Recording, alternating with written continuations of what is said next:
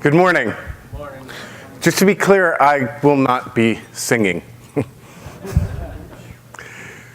So way back in 1928, Alexander Fleming returned from a pleasant summer vacation, and he got into his lab, and he found that a mysterious mold had contaminated his petri dishes and was eradicating the bacteria colonies he'd been growing. So his work was ruined, and a lot of people would have simply thrown it all out and started over. But Fleming did something different. He decided to study the mold, and that's how, way back in 1928, Alexander Fleming discovered penicillin. It's an amazing story.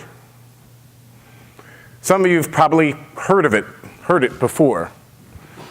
Raise your hand if you've heard this story. So quite a bit. It's one of those stories that's told and retold because it encapsulates so much of what we love about innovation. The idea that just a single person with a big idea can truly change the world. Unfortunately, it's not really true. Not generally, and certainly not in this specific case. I mean, it's factual. Those events really happen, but it's very misleading because of what it leaves out. For example, when Fleming first published his results, nobody noticed. And they didn't notice because what Fleming discovered was mostly useless. It was just a juice from a mold that could kill bacteria in petri dishes. Had absolutely no therapeutic value at all. You couldn't store it. You couldn't inject it. You certainly wouldn't want to ingest it. I mean, blah. Can you imagine going to a doctor and saying, I feel a little under the weather, and he says, I've been growing some mold in the back. Do you want to drink some of it? It's disgusting. And even if you could do all that stuff, you couldn't make nearly enough of it to be even a little bit therapeutically effective. So his work just sat there in a scientific journal, like probably thousands of other papers published that very same year. And that's the way it stayed for over a decade, until his work was rediscovered by two other scientists, Howard Florey and Ernst Chain. Now, Florey was a pathologist, very much like Fleming, but there was an important difference. Florey ran a much bigger lab and had access to a much more diverse set of skills. For example, Chain was a world-class biochemist, so exactly the kind of guy you need to take this mold juice and transform it into a storable powder. There was another guy, a young guy at the lab named Norman Heatley, he was like a MacGyver type. He was an absolute whiz about scrounging up little nicks and knacks from the lab and building useful apparatus out of them. So by 1941, they were able to start fermenting penicillin. And that was important because now they had enough that they could start to really test it. And because this was a bigger lab, they had the facilities and the technicians in order to run good clinical trials. So they started with mice, with mouse trials. They took about 50 mice, they injected them with a lethal dose of streptococcus. Half of them they gave penicillin, half of them they were just a control. 24 out of the 25 who got penicillin were perfectly healthy just a few weeks later. Every single one of the ones that didn't get penicillin died. So these were astounding results, especially considering back then there was no real effective treatment for bacteria infections. You could just get a scratch working in your garden and end up at death's door. And that's exactly what happened to a guy named Albert Alexander, just a regular policeman who was working in his garden and got scratched by a thorn on a rose bush. The scratch got infected, the infection spread. Next thing you know, he's in a septic ward. And that's where Fleury's team found him. They began treating him with penicillin. He was the first human to ever get penicillin, and he immediately started to improve. Then they ran into a hitch. They ran out of penicillin. And they couldn't make it fast enough in order to continue the treatment. And the patient died. So obviously they had some more work to do, but they also had another problem. This was 1941. England was at war. It was in a fight for its very survival. There were no funds to expand Fleury's work. So he applied for and received a grant from the Rockefeller Foundation to travel here to the US to work with American labs. So the circle widened further. Working with several American labs, they identified a new, much more potent strain of the penicillin mold. They also found a much more effective fermentation medium called corn steeped liquor, which is fairly common in the American Midwest, but virtually unheard of back in Great Britain. And because of their progress, the War Board gave penicillin its highest priority and basically ordered 24 pharmaceutical companies to start making the stuff. And it was first used during World War II in the European theater. But even then, it ran into resistance. A lot of doctors didn't want to use it. See, they'd been treating infections their entire lives, their entire careers. Not particularly effectively, but they'd seen some people get better. They didn't want to risk their patients' lives on some newfangled penicillin they didn't know anything about. Luckily, this was the Army, and they were ordered to use it. They weren't given a choice. And tens of thousands of lives were saved during World War II. 1945, war ends. Manufacturing by that point had ramped up, and penicillin became commercially available. Now think about how different that is from the story as we usually hear it.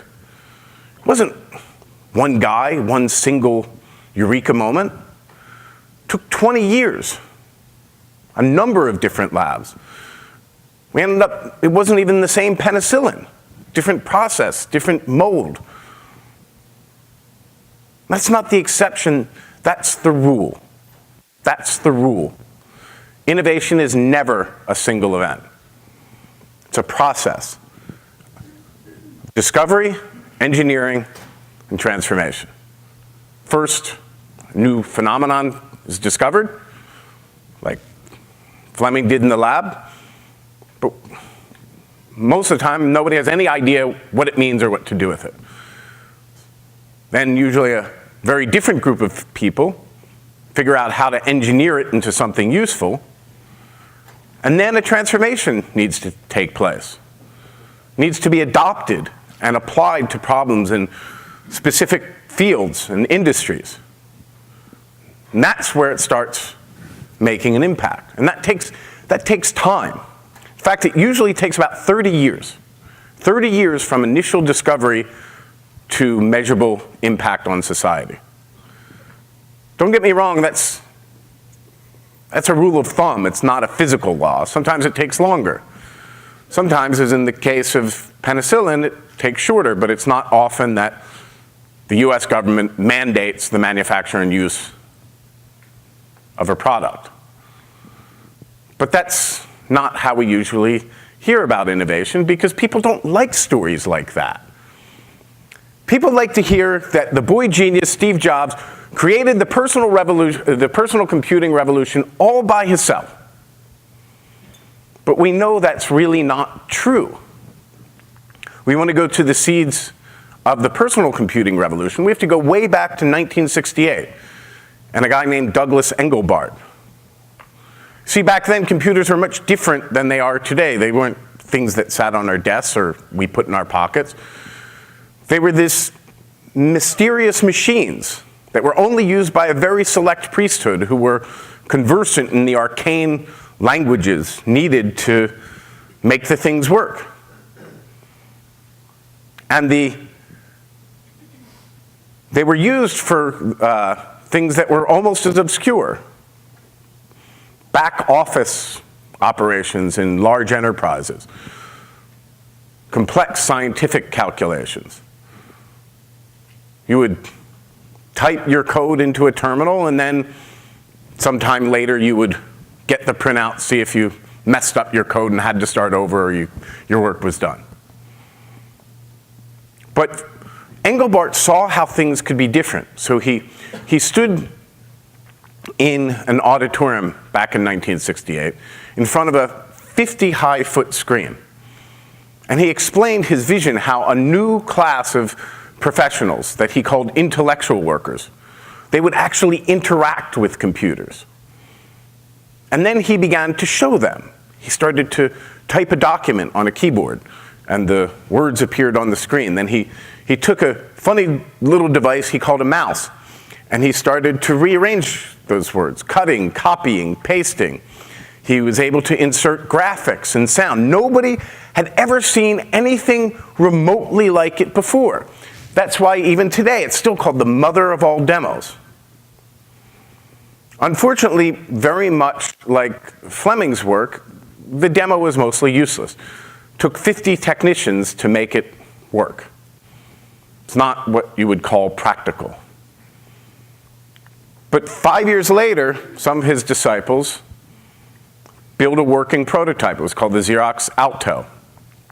And it was part of a program at Xerox to create the Office of the Future. Unfortunately, a lot of the senior executives at Xerox, they weren't very impressed. When they first showed off the Alto at a global conference in 1977, the executives, they sort of walked around the pavilion and they couldn't really see what the big deal was. So to a big shot executive in 1977, the personal computer just looked like a very expensive device to automate secretarial work. And they already had secretaries to do their secretarial work. They were big shots. They were decision makers. They didn't see how they didn't see how personal computers would make them more productive. And that was the true genius of Steve Jobs. He saw that personal computers were just cool. He didn't have any grand visions about creating the office of the future, but he saw that middle-class kids and hobbyists would go crazy for the things. And even more importantly, middle-class parents would be happy to plunk down $2,000 to give their kids a leg up in this computer age that they were hearing about. Even if all those kids were doing was maybe writing some papers for school and mostly playing video games. Then came Microsoft Windows, and before you knew it, computers were everywhere. Except, as the old saying goes, in the productivity statistics. It wasn't till the late 1990s that we actually saw a measurable effect from computers. As it turns out, those executives at Xerox, they were onto something. In 1977, until 20 years after that, computers really were just expensive devices to automate secretarial work. To understand why, let's look at the technology stack. At the base, you have chips and basic software, like operating systems. These are obviously very important things, but there's not really much you can do with them. One level up, devices, like Macintoshes and smartphones. But to make an impact, we really need to get to the application level, and that takes time. Because that's not a technology problem. You need to get the people who really understand problems to work effectively with people who really understand the technological capabilities. And that's a humanity problem. There's no simple algorithm to solve humanity problems. That's why it takes 30 years. Now, when people hear the 30 years rule, they get discouraged. 30 years, what's the point? I could be retired in 30 years. Hell, I could be dead in 30 years. Why should I even bother? But that's looking at things the wrong way. The 30 years rule doesn't mean we need to wait 30 years to make an impact. What the 30 years rule means is that the next big thing is usually already about 29 years old. We just haven't put the pieces together yet. It's hard to see the end game when you're so busy building out the middle. So to understand what that really looks like, I'm going to tell you one more story about a really, really sweet old guy named Charlie Bennett. A guy you've probably never heard of. Now, when Charlie was growing up in the 1950s, he was, as he put it to me, a geek before geeks were cool. So while the other kids were running around playing sports and trading baseball cards, what really inspired Charlie was Watson and Crick's discovery of the structure of DNA. A little different, but that's what Charlie's like.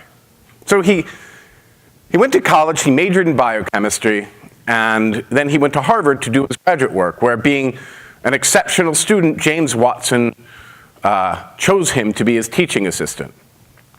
So Charlie spent a lot of time explaining to undergraduates how these long strands of RNA would migrate out of the nucleus and meet up with these ribosomes, throw off amino acids that would create the proteins, build structures, and regulate processes in every cell in our bodies. This is high school stuff now, but back then, it was the 1960s, that was really cutting edge.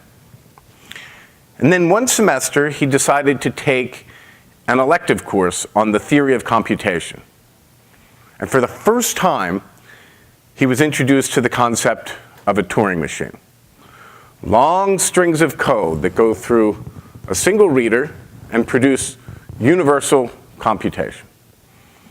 And he thought to himself, hey, that looks a lot like that stuff I'm teaching those undergraduates in Watson's course.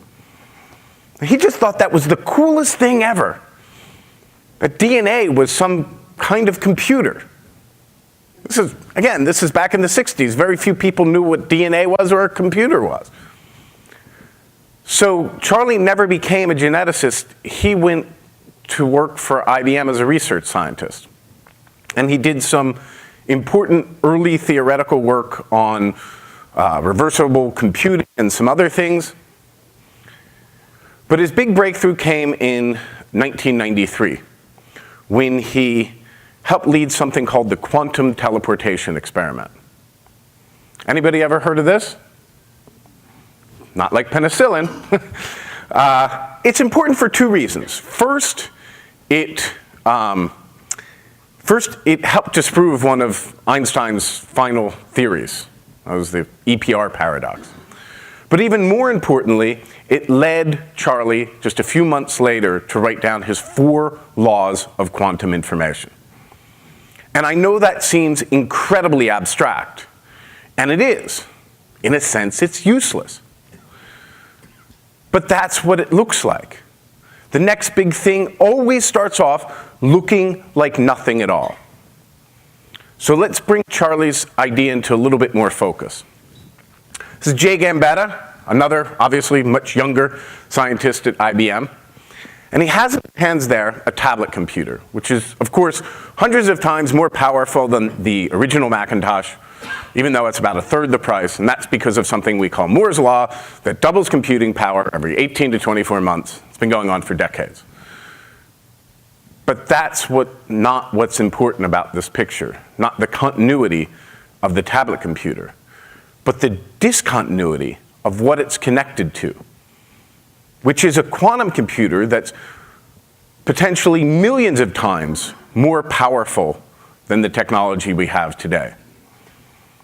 And it's not just IBM. Google also has a very, very advanced program, as does Intel. Microsoft is making serious and important investments. Startups like Rigetti and D-Wave. D-Wave's particularly interesting because they chose to pursue a much simpler form of quantum computing. And they've had commercial machines out for several years now. So the quantum age is already upon us. What do we do with it? What do we do with computing spaces that are potentially larger than the number of atoms in the known universe? It's hard to know. I mean, we can have some ideas, but we really don't know. We've never had anything like that. Quantum computers work fundamentally differently than digital computers. It's not a matter of just putting in a faster chip. Completely different logic. We need to develop new languages, new algorithms, in order to make effective applications. And that's the essence of what I call in my book the new era of innovation. For the last 20 years, since the 1990s, we've been in the midst of this incredible transformation we call the digital revolution, where we continually improve on technologies we already understand and find new applications for them. And it's really favored those that are small and nimble and agile. But for the next 10 or 20 years, we're going to be struggling to figure out a whole new set of fundamental technologies that we don't understand yet. Quantum computing is one of them. There's also neuromorphic computing, in genomics, CRISPR, and of course, lots of things going on in materials, which I believe is about to enter a new golden age. To understand why, let's look at the Boeing 787 Dreamliner. Traditionally, designing an airplane has been an exercise in trade-offs. You have a bigger airplane, bigger engines, have a longer range, more capacity, but you use a lot of fuel. Or you can have a smaller airplane, smaller engines, less capacity, shorter range, but you're more efficient. Unless you redesign the materials that go into the plane. And that's exactly what Boeing did. The 787 has 50% composites compared to just 12% for its predecessor, the 777. That makes it 20% lighter, 20% more efficient. Leveraged across the entire global market for air travel, that's a major deal. I mean, that's a big, big impact. We're talking about a lot of money. The only problem is, as I'm sure everybody in this room understands, is materials research can be incredibly expensive. That's why it's mostly used in industries with very, very large addressable markets. Airplanes, cars, semiconductors, some other things. But for many companies and many industries, serious materials research is cost prohibitive. But what if we can change that? What if we can achieve a full order of magnitude increase in the efficiency of developing new materials? We could open up entirely new worlds of possibility and opportunity. And here's how we're going to do it. At the base of the stack, we have new computing architectures, like quantum computing. With extremely large computing spaces, we can understand a lot more what's going on with materials at the molecular and atomic levels. And in fact, that's one of the first applications that quantum computers are being used for, to analyze energy levels in hydrogen. And one level up, we have materials genomes and AI. So we take those thousands upon thousands of materials that have already been tested, we put them in large databases, and we use machine learning algorithms to understand the patterns of how different processes lead to different structures and eventually different properties. That way we can narrow down the stack, so instead of having to test hundreds or thousands of materials, maybe we can narrow that down to a few dozen. And then at the top, we have the application level, which we really don't have any idea about yet. This isn't speculative, this is already happening. There's a company called Satell Informatics, which it's just a few years old. It develops algorithms to analyze the materials genomes at places like Department of Energy and NIST and other places. It's already been able to achieve 2 to 5 times increase in efficiency. So we're roughly a quarter to halfway there to a full order of magnitude improvement. Or as William Gibson put it, the future's already here, it's just not evenly distributed yet. So how do we get it distributed? How do we, in other words, move from innovation to a true transformation where we have important impacts on the real world? A big part of it has nothing to do with science or technology, but rather a change in mindset. All too often, when it comes to innovation, we see it as an island. This is innovation, this is proprietary. We need to leverage our own internal capabilities and our own internal resources. But to really make a transformation happen, we need to use the entire innovation ecosystem. Access partners and vendors and customers and open technologies. Innovation's never about individual nodes. It's always about networks. And that brings me to the final idea I want to leave you with today, which is that collaboration is the new competitive advantage. Much as Dr. Simon was saying, it's really important to connect. That's what's so important about the work done at IACMI and the other manufacturing hubs and the other programs that Dr. Simon was talking about. Because to win in this new era of innovation, you don't necessarily have to be the biggest or the fastest or the one with the most money, but what you have to do, what you really need to be excited about, is widening and deepening connections. Thank you very much. You can always learn more at my website or in the book. And I think we have some time for Q&A.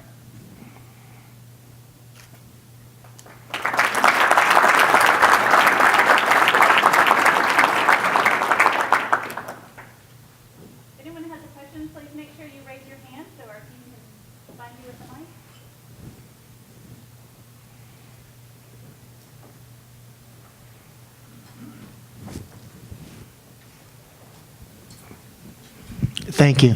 Very nice talk. Thank you. The question would be, what you're describing makes a lot of sense in terms of how things evolve and the time it takes, but Wall Street and company leadership want predictable, planned innovation with short-term returns to justify the resources on the projects. How do you reconcile, or what advice could you give us to help this understanding yet sustain investment in innovation? Yeah, so that, I actually get that question a lot. It's a really big problem. We can see that at work with what just happened at General Electric, right, where they had this big innovation program and the CEO got fired. There's actually a formula for this. And again, rule of thumb, not a physical law, but 70, 20, 10. So 70%, or the vast majority of your innovation resources, you want to be focused on sustaining incremental innovations. And I talk about this in the book. That's where you're going to get your short-term value. 20%, you want to be looking at adjacencies. So adjacent markets, adjacent capabilities. And then 10% of your resources, roughly, you want to be pursuing more greenfield, things like basic research, and also what I call grand challenges, which are long, sustained efforts to really change something fundamental about your business.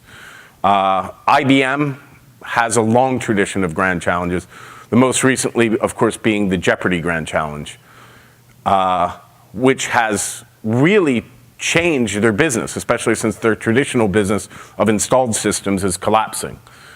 The thing is if that project failed, IBM wouldn't have taken that big of a hit. So a lot of it is about right-sizing that sustainable investment. Even then, it's really hard to do. So you need strong executive sponsorship, because no matter how small the resources are, I mean, in every business I ever ran, everybody has an idea that they think, needs to be done. And a lot of the ideas are good ideas, but you can't pursue them all, because if you pursue one person's idea, by definition, you're not pursuing somebody else's. So that can be difficult. A really good example of this is the Cancer Genome Atlas, which was incredibly controversial when it started back in 2005. Now they're actually shutting it down because it's become such a standard approach that there's cancer genomes everywhere. So yeah, I hope that's helpful. I mean, it is a very hard problem, but a big part of it is right-sizing investment, and also another part of it as well is making sure you make the problem clear. One thing I say all the time is the biggest misconception about innovation is that innovation's about ideas. It's not. Nobody cares what your ideas are. When I talk to mid-level executives, they say, my organization won't support my ideas. Yeah, well, of course, nobody cares about your ideas. But if you focus on problems that you can solve, hey, this is a big problem, we can solve it, and focus on that use case and what the impact of resolving that issue would be, your chances go up. Does that answer your question? It does. Thank you. Great, thank you. I have a question about a strategy of, instead of trying to lead, trying to follow fast, and if you think being a fast follower still applies in the next transformation that you envision. Yeah, I mean, it's not ideal, right? I mean, I do think first mover advantage is overrated, and it's really hard to ever find a first mover, right? You look at Amazon, it wasn't the first one to sell books. Whatever you're doing, whatever you want to do, there's probably somebody already doing it successfully or not. So I don't think, again, you can really focus on being a first mover or being a fast follower. Your focus really needs to be on what problem can I solve, and how will that impact my business? And that's really your North Star guiding light. If you worry about following or first follower, you end up just chasing stuff. So if it's an important problem, but somebody's already doing it, I wouldn't hesitate to be a fast follower. Does that answer your question? Yeah. Yes? Resources are key to any transformation. I'm sorry. No, you. Right. Resources are key to any transformation. That means applying the right set of resources to enable a collaboration.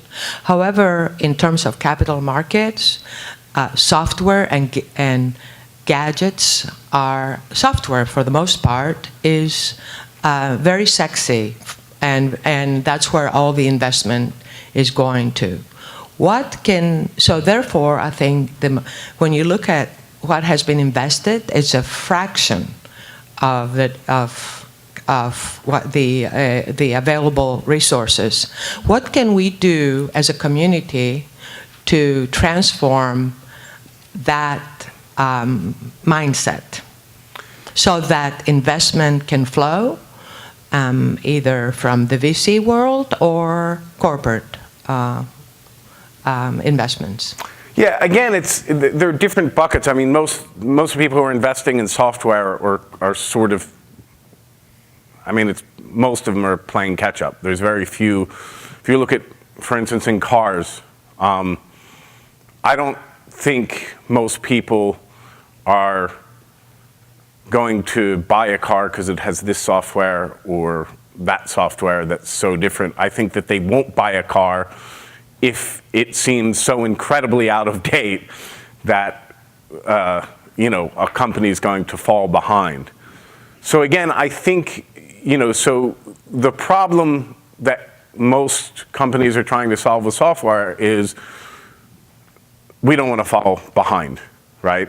Consumers are asking for this, we need to deliver it. And those are very, very important problems to solve. That's in that 70% bucket. You really have no choice.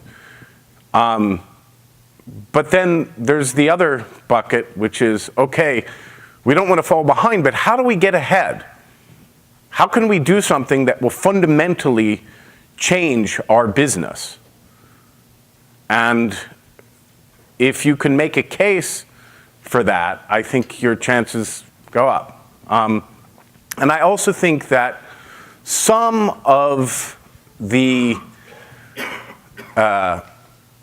talk about investors don't believe in any long-term thinking, I think some of it's overblown. You can certainly see examples like Amazon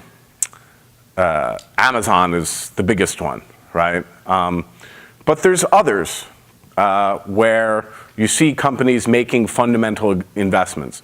Microsoft and IBM, certainly. Especially IBM's for 100 years. That's why it's still around. I mean, if you think about IBM, how many, it's this really, I don't want to insult IBM, but it really is this big, slow dinosaur type company. And every 20 years, their core business gets absolutely decimated. And when that happens, they finally remember they have a research lab. They take something off the shelf and they say, and now that's exactly the situation they're in now, where their business for installed solutions is getting absolutely killed. But they have Watson and neuromorphic chips and quantum computers that are going to create new business for them. So again, I don't think you win saying long-term, short-term, something like that. I think you have to make the business case that this will, and this is what Amazon does. They're very clear about their business case. This will build our company for the future. This is our insurance policy. And if you right-size the investment, no guarantee, you need senior executive sponsorship, but I think you can get your batting averages up. So I hope that's helpful. Yes, right. Yes, also related to the business case, you showed a graph of the productivity versus time, and it went down. And so the government and the people who give us money to innovate, they will say, we give you all these tools, we give you the money, you have faster computers, you have automation. Nevertheless, productivity goes down. That seems like a paradox. So how do you explain that, and will your mapping innovation, will that allow us to reverse that? Well, the simplest answer is you don't give us nearly as much money as you used to. I mean, that's fallen from, the space program, I think, was 14% to about 4% of the federal budget. And to be honest, I don't have a good answer for this because it's so completely senseless. You look at something like an iPhone, every single component originated in some federal program. You look at something like fracking, which of course originated at the DOE. Every facet of modern life was affected by long-term thinking and then you can also see the impact when we don't. Super Collider loses funding. The nexus of particle physics moves to CERN in Europe. So it doesn't make a whole lot of sense. Maybe send people Vannevar Bush's Science, the Endless Frontier, which I send to people all the time. The political climate, quite frankly, just seems so senseless. There doesn't seem to be fundamentally public support, and that's very disheartening. I'm really mad about it, and not much else to say. Don't get me started. Yes, in the back there?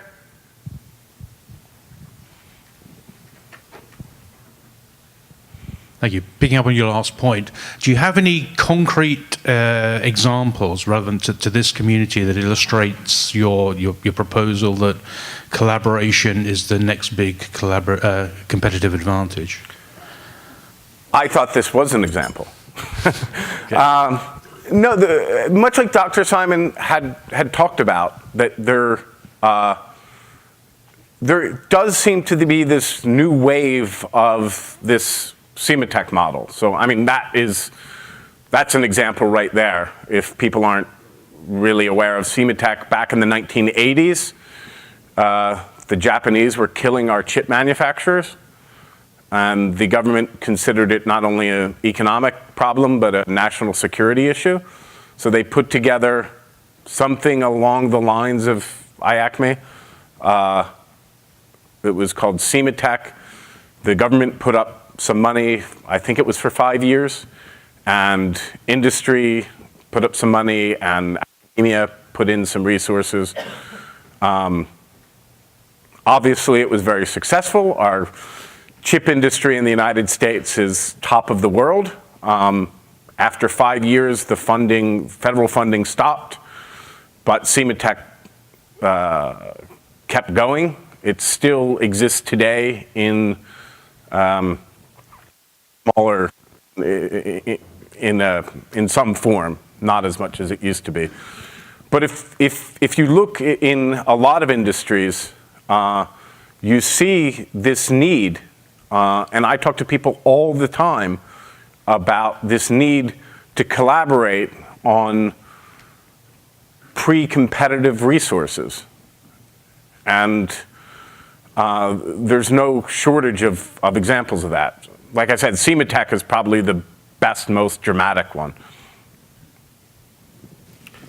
Yes, in the back there. Every time you're pursuing a big idea, not everything you try works.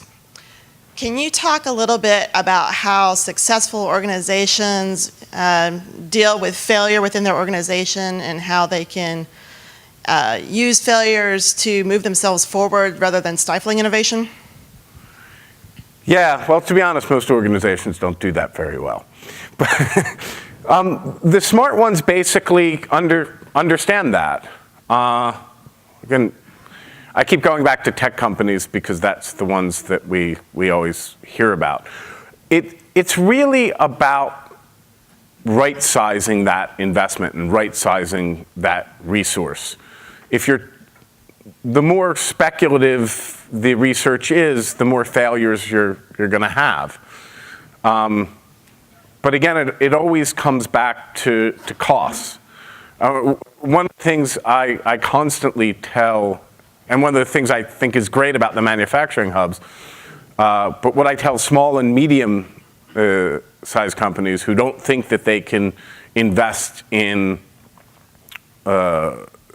basic research, it's just completely not on their radar. You know, the $5,000 it takes to be an associate member of IACMI, that brings you into contact with a lot of ideas. And for a lot of companies, a lot of organizations, that $5,000 or maybe $10,000 once you start factoring in travel and airplanes and FTEs, that might be the right size for that investment. One of the things I always told people, because when I was running companies, we were always launching new products. One of the things I always told the responsible managers who were writing the business plans, I always said, keep your budget small. Don't spend money in the beginning. If you spend a lot of money in the beginning and you hit a setback, you're going to kill your business. But if you start off small and there's a small failure and it's not very resource intensive, you can still survive. And if you succeed, you can win more resources. So it's really having that type of strategy. The real problem is, and what really disturbed me as a manager, is people say, I have an idea, and I want you to give me all this money and all this thing, and I guarantee you it's going to be great. And it's like, okay, what if it's not? You're going to pay me the money back? One of the things, one of the big movements in innovation these days, and just to be clear, the point of my book is that there's all different types of innovation, and innovation is really about solving problems. So you can get lost in all these different innovation strategies. You want to find the right type of innovation strategy to apply to this particular problem. And the way people get stuck is saying, this is the way we always innovate. And then they come up with a problem that doesn't fit and things don't go well, and that's why seemingly innovative companies fail. But one of the really popular innovation strategies these days is called lean startup. And a lot of it is testing new hypotheses. So they have something called minimal viable product, which usually isn't a product at all. It's just to test a hypothesis. Great example is when Zappo started by a guy named Wimworm. He just put some shoes on the web. He went and took pictures of shoes, he put them on the web. If anybody ordered one, he would go to the store, buy it retail, and ship it out. It was just an absolutely horrible way to run a business. He lost money on every single pair. But what a fantastic way to test an idea. I mean, think of the costs of doing that versus running some big marketing study. Once he did that, he knew people would buy shoes online. He had tested that hypothesis. And that's how he knew it was worth putting more resources in.